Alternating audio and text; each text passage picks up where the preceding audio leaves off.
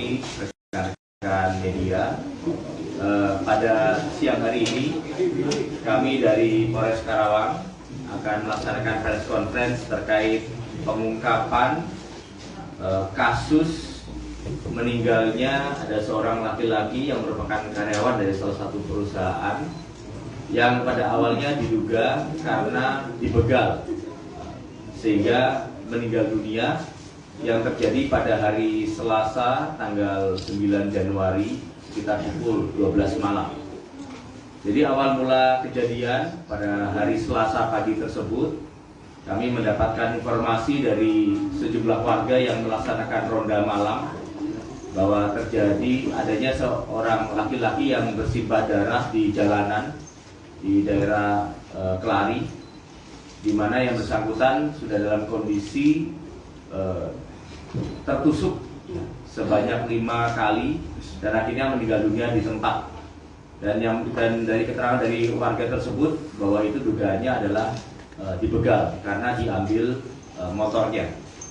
Kemudian setelah itu tim Sangga-Buana dan juga didampingi oleh Jatanras di Treskrim Polda Jawa Barat melakukan cek TKP dan olah TKP.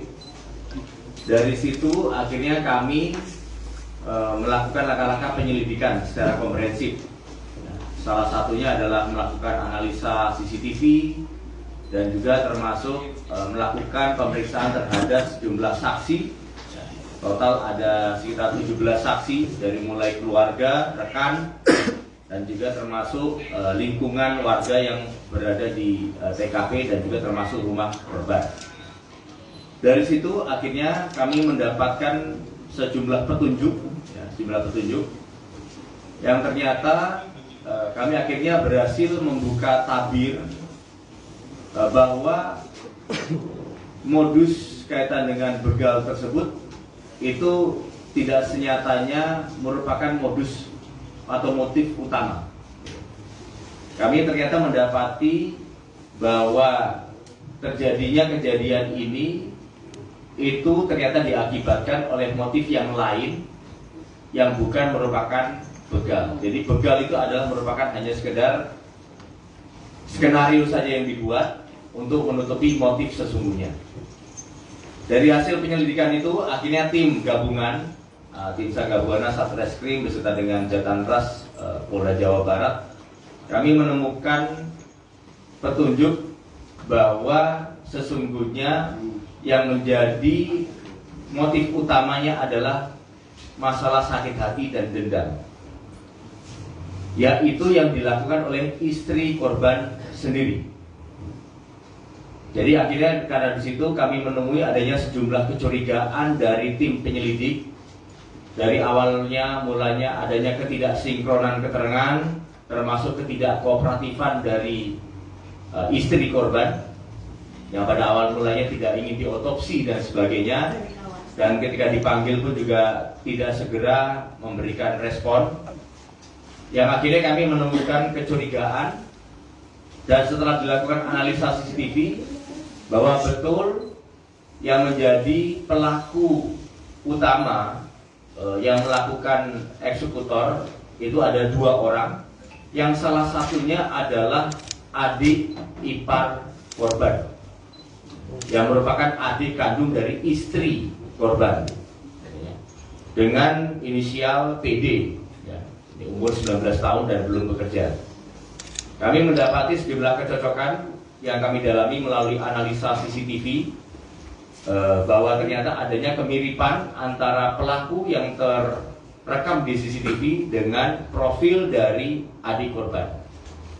Setelah kami lakukan interogasi secara mendalam, akhirnya terbukalah tabir motif sesungguhnya dari kejadian pembunuhan berencana ini.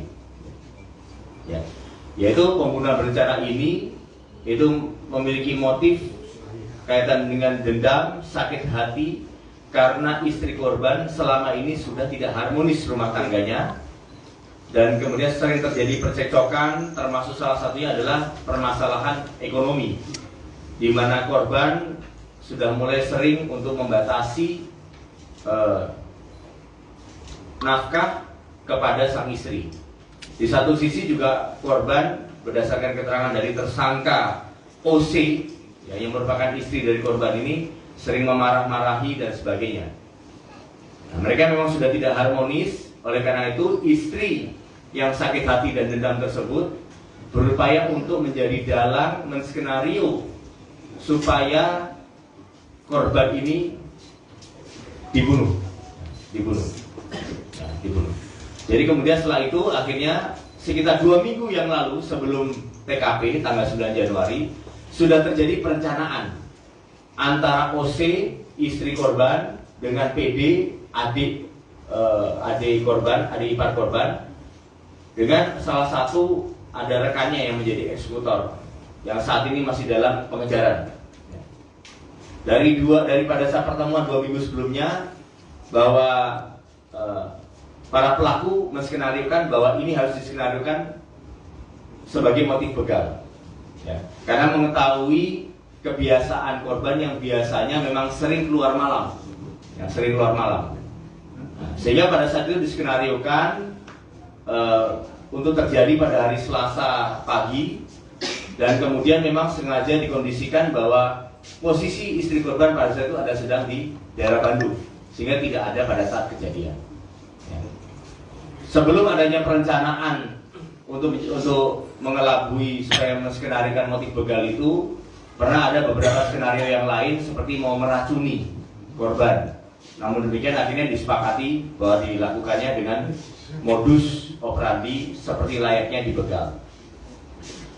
Dari situ akhirnya kami sudah melakukan pemeriksaan terhadap 2 orang tersangka. Kami sudah tetapkan, yaitu tersangka OC umur 32 tahun yang merupakan istri korban, di mana peran dari OC ini yang pertama adalah menyuruh PD untuk mencari eksekutor, yang kedua juga membiayai kontrakan dari eksekutor, dan kemudian yang ketiga tentunya adalah menskenariokan supaya ini seperti tampak layaknya seperti dibegal. Sedangkan adik iparnya yaitu TSK PD itu memiliki peran adalah mencari eksekutor, ya, yang sudah kami kantongi identitasnya dan saat ini sedang dalam pengejaran. Kemudian setelah itu adalah melakukan persiapan-persiapan seperti persiapan skenario untuk bagaimana korban akhirnya bisa menuju ke lokasi TKP dengan cara menghubungi terlebih dahulu dengan berpura-pura bahwa minta dijemput karena motornya mogok dan sebagainya, termasuk juga menyiapkan senjata tajam. Ini adalah peran dari PD, sehingga akhirnya pada saat tanggal 9 Januari pukul 12 malam hal itu bisa dieksekusi dengan berhasil, sehingga akhirnya korban mengalami luka tusuk sebanyak 5 titik, yaitu di leher, kemudian termasuk di dada, di perut, dan juga termasuk di tangan, yang akhirnya meninggal dunia seketika. Dan kemudian setelah itu untuk pelaku utama atau eksekutor akhirnya membawa motor korban, yaitu motor fiction, itu ke luar kota. Sedangkan untuk pelaku PD akhirnya kembali lagi dan berpura-pura untuk berbelasungkawa bersama dengan pelaku OC, yaitu istri dari korban. Dan kemudian untuk keberhasilan dari pengungkapan ini itu lebih utama dikarenakan adanya analisa CCTV dan juga termasuk pemeriksaan mendalam terhadap para saksi-saksi dan termasuk interogasi mendalam para tersangka, yang akhirnya bisa terkuak bahwa motif utama dari kasus ini adalah pembunuhan berencana, yaitu karena dendam dan sakit hati karena selama ini tidak memenuhi kebutuhan rumah tangga dan sudah terjadi percekcokan. Adapun pasal yang kami sangkakan terhadap 2 orang pelaku ini, yaitu pelaku OC dan pelaku PD yang merupakan istri korban dan adik ipar korban, yaitu pasal 340 KUHP junto pasal 56 dan pasal 365 ayat 3 junto pasal 56 dan atau pasal 338, yaitu pembunuhan berencana termasuk pencurian dengan kekerasan yang mengakibatkan meninggalnya orang, dan termasuk pembunuhan biasa dengan ancaman hukuman pidana penjara 20 tahun atau seumur hidup. Adapun barang bukti yang sudah kami sita saat ini ada motor pelaku, termasuk juga handphone, dan sejumlah barang bukti di TKP, pakaian korban yang menjadi barang bukti. Dan kami mohon restu semoga dalam waktu dekat ini pun kami bisa menangkap salah satu pelaku yang sudah kami kantongi identitasnya, yang kabur di keluar kota, yang menjadi eksekutor utama pada saat kejadian. Terima kasih. Dan itu kan tadi karena motif ekonomi yang korban udah nggak ngasih ke istrinya. Ini kan kalau melihat dari background korban kan kerja di salah satu pabrik ya, yang itu kan secara ekonomi mungkin mumpuni lah. Itu faktor nggak ngasih itu apa karena ada dugaan selingkuh suaminya atau seperti apa gitu? Jadi berdasarkan hasil keterangan, rupanya pelaku OC yang merupakan istri korban pun saat ini memiliki pil, dan kemudian di satu sisi ini ada skenario yang cukup menarik, di mana ada skenario utama memang kalau misalnya itu korban itu dicerai oleh istrinya, ada kesepakatan memang untuk harta bendanya itu tidak bisa dibagi. Jadi memang sudah ada komitmen itu harta akan menjadi milik korban.